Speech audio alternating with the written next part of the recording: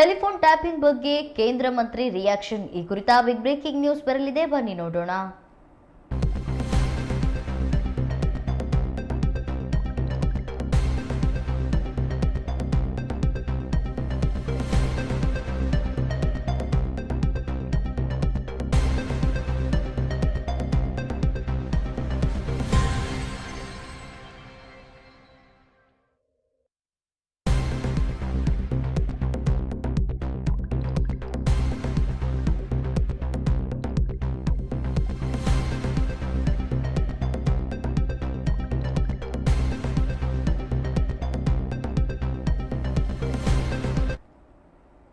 Telephone tapping ಬಗ್ಗೆ ಕೇಂದ್ರ ಮಂತ್ರಿ reaction ನೀಡಿದ್ದಾರೆ. ಸಿಎಂ ಪತಿವ್ರತೆ ಎಂದು ಎಚ್.ಡಿ. ಕುಮಾರಸ್ವಾಮಿ ಮಾತನಾಡಿದ್ದಾರೆ. ಅಧಿಕಾರಿಗಳ ವಿರುದ್ಧವೂ ಎಚ್.ಡಿ.ಕೆ ಮಾತನಾಡಿದ್ದಾರೆ. ಕುರ್ಚಿ ಕಿತ್ತಾಟಕ್ಕೆ ಟೆಲಿಫೋನ್ ಟ್ಯಾಪಿಂಗ್ ಎಂದು ಹೇಳಿದ್ದಾರೆ. ಕುಂಬಳಕಾಯಿ ಕಳ್ಳ ಯಾಕೆ ಹೆಗಲು ಮುಟ್ಕೋಬೇಕು ಎಂದು ಮಾತನಾಡಿದ್ದಾರೆ.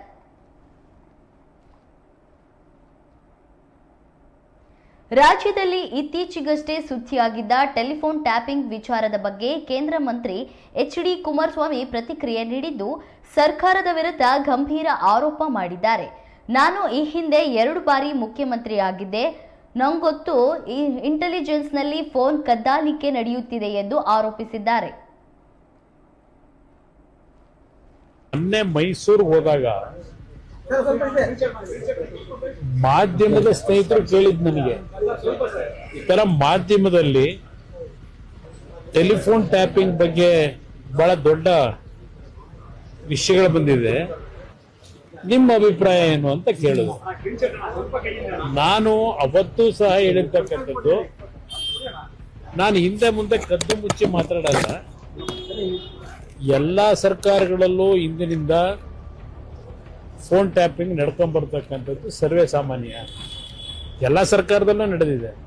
ಸಿದ್ದರಾಮಯ್ಯ ನಾನು ಮಾಡ್ತಾ ಇಲ್ಲ, ನಾನು ಪತಿವ್ರತೆ ಅಂತ ಹೇಳ್ಕೋಬಹುದು. ನನಗೆ ಗೊತ್ತಿದೆ, ನಾನು 2 ಬಾರಿ ಮುಖ್ಯಮಂತ್ರಿ ಆದನು. ನಮ್ಮ ಮಟ್ಟದಲ್ಲಿ ಅದು ನಾವು ಮಾಡದೇ ಇದ್ರು, ಮುಖ್ಯಮಂತ್ರಿಗಳ ಮಟ್ಟದಲ್ಲಿ ಮಾಡದೇ ಇದ್ರು. ಇಂಟೆಲಿಜೆನ್ಸ್ ಅಂತ ಒಂದು ಮುಖ್ಯಮಂತ್ರಿ ಕಚೇರಿಲಿ ಇಟ್ಕೊಂಡಿಲ್ವ ಅವರ ಸುಪರ್ದಿ ಒಳಗೆ, ಆ ಇಂಟೆಲಿಜೆನ್ಸ್ ಅಧಿಕಾರಿಗಳು ಮಾಡ್ತಕ್ಕಂಥದ್ದಕ್ಕೆ ಹಲವಾರು ಸರ್ಕಾರಗಳಲ್ಲಿ ಇದು ನಿರಂತರವಾಗಿ ನಡ್ಕೊಂಡ್ ಬಂದಿದೆ. ಇವ್ರ ಸರ್ಕಾರದಲ್ಲಿ ಈಗಲೂ ನಡೀತಿದೆ.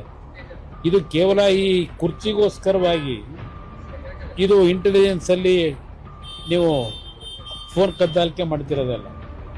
ಹಲವಾರು ವಿಷಯಗಳು ರಾಜ್ಯದಲ್ಲಿ ನಡೆಯತಕ್ಕಂಥ ಹಲವಾರು ಪ್ರಕರಣಗಳ ಬಗ್ಗೆ ಮಾಹಿತಿಗಳನ್ನು ಪಡೀಲಿಕ್ಕೆ ಪರ್ಮಿಷನ್ ತಗೊಂಡೆ ಕೆಲವು ವಿಷಯಗಳಲ್ಲಿ, ಪ್ರಕರಣಗಳಲ್ಲಿ ಇಂಟೆಲಿಜೆನ್ಸ್ ಅಧಿಕಾರಿಗಳು ಮಾಡ್ತಕ್ಕಂಥದ್ದು ಸರ್ವೇ ಸಾಮಾನ್ಯ.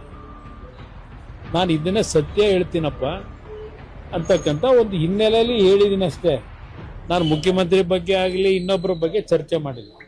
ಈಗೇನಾಗಿದೆ, ಈ ಸರ್ಕಾರದಲ್ಲಿ ಅಧಿಕಾರಿಗಳು ಸಹ ಮುಖ್ಯಮಂತ್ರಿ ಫೇವರ್ ಆಗಿರೋರು ಕೆಲವರಿದ್ದಾರೆ, ಇಲ್ಲಿ ಇನ್ನೊಬ್ರು ಕುರ್ಚಿ ಬೇಕು ಅನ್ನೋರ ಪರವಾಗೂ ಫೇವರ್ ಆಗಿರೋ ಅಧಿಕಾರಿಗಳು ಕೆಲವರಿದ್ದಾರೆ. ಟೀಮ್ ಇದೆ ಇಲ್ಲಿ. ಆ ಟೀಮ್ಗಳು ಇದನ್ನೆಲ್ಲ ನಡೆಸ್ತಾ ಇರ್ಬೋದೇನೋ ಅಂತ ಹೇಳಿದ್ದೀನಿ. ಇರ್ತಕ್ಕಂಥ ವಾಸ್ತವಾಂಶ ಹೇಳಿದ್ದೀನಿ. ಅದಕ್ಕೆ